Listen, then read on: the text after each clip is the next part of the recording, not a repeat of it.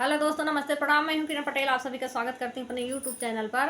आज एक हम और हमारी दीदी बहुत ही प्यारा गारी गीत लेके आई हूं। कैसे लगेगा कमेंट बताना, पसंद आए तो हमारे चैनल को लाइक सब्सक्राइब शेयर करना आप लोग।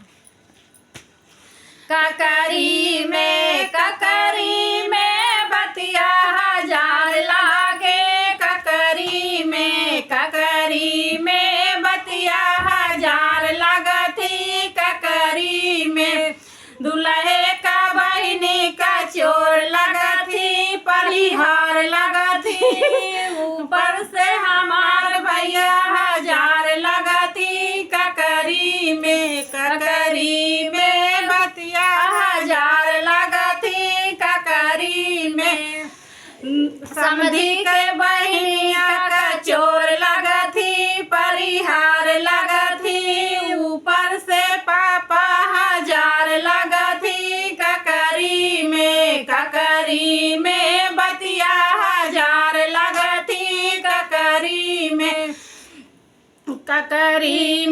बतिया हजार लगती, ककरी में बतिया है बहिनी का चोर